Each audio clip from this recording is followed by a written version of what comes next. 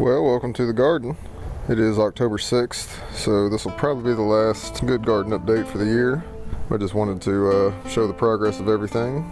So this time last year, this was nothing, just an empty spot of land. Those of you who've been following along saw the progress as the fence got built. So I built the garden beds out of cedar. I filled them with 1 part compost from our city, 1 part perlite, and 1 part river sand, and really seemed to do well with that combination. So these here are potatoes, and we've got several beds of pepper plants. They're just gigantic. I mean, these pepper plants are easily 6 feet tall, at least some of them are.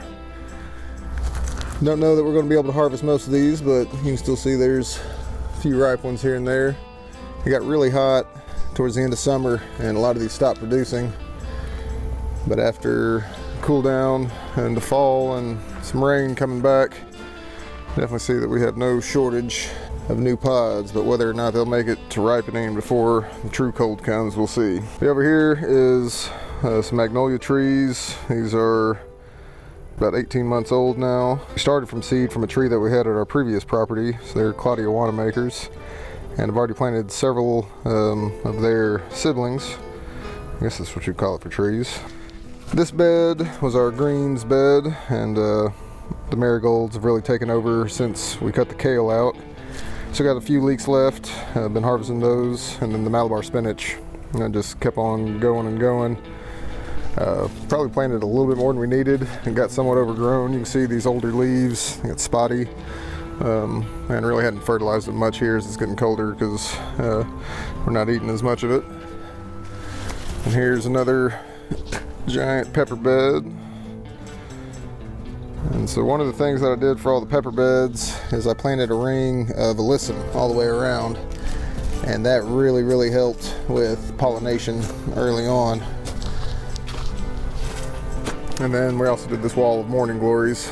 It was 2 different varieties, so it was supposed to be these flying saucer style here, and then you can see that purple one up there, but a lot of these white ones have just really taken over. And this was the big disappointment. So this half was wildflowers, and they grew so thick that they choked each other all out. This side over here was squash and zucchini, and the squash bugs just decimated them. I've kind of left the carcasses here. But yeah, probably not going to go through the effort of trying to grow squash again. It's cheap enough at the grocery store, not too worried about that. And these are a few potted peppers that have not been fertilized in quite a while. Just kind of letting them do their thing as they use up the remaining nutrients. So I've got a few jalapenos still. And then 1 final pepper bed. And this one definitely has our tallest plants in it. So now that we're to those, let's go over each pepper variety that we grew. And then we'll start with my favorites. So these are the purple ghost scorpions, and they are just prolific. Grow in purple first, and then they start turning kind of a green color. Here's good ones. Start turning a green color before eventually ripening red, and I might have harvested all the ripe ones. These are another one that just absolutely started blowing up again once the weather cooled off. Here's a, well, no, that's another one of the pepper XXXs.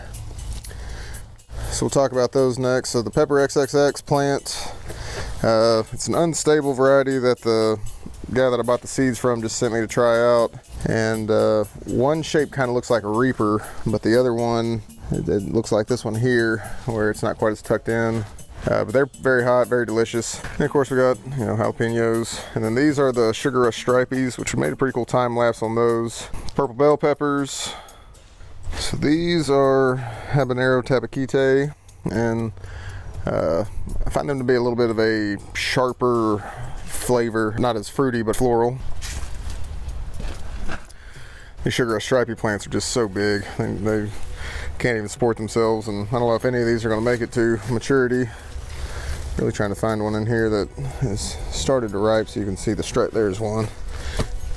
So here's how they ripen. They're just so cool, and they have a very like peachy flavor. Super awesome pepper, but a lot of them get blossom and rot. The plant gets out of control for sure, but I guess all these really have.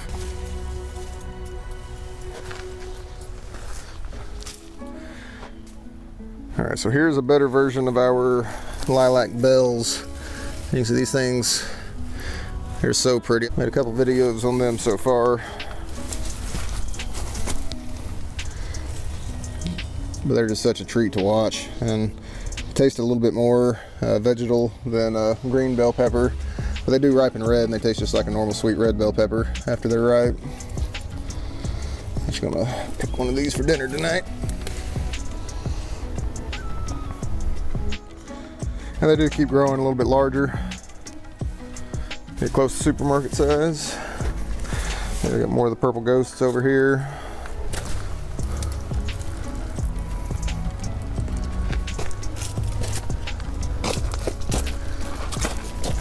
Here's another one of the pepper XXXs. Seen a lot of this year as well. These Bueno Mulattas, they've done fantastic. You can see we had a theme of growing purple peppers this year. Bugs just all over everything. Just let them have their way at this point.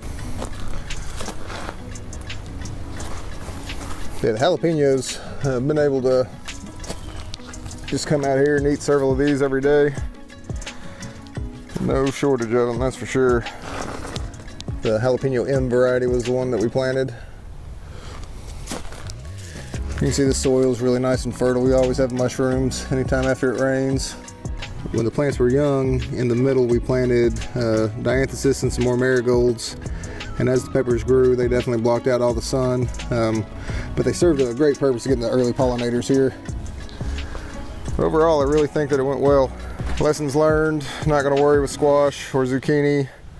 Needed more bell peppers, more poblanos, and less hot peppers. Appreciate y'all checking out the end of year garden tour here. I imagine as this cold front comes through next few days, not gonna look near as good, but next few videos regarding the garden stuff will probably be making some hot sauces. Got several batches of peppers fermenting right now, and excited to show y'all that.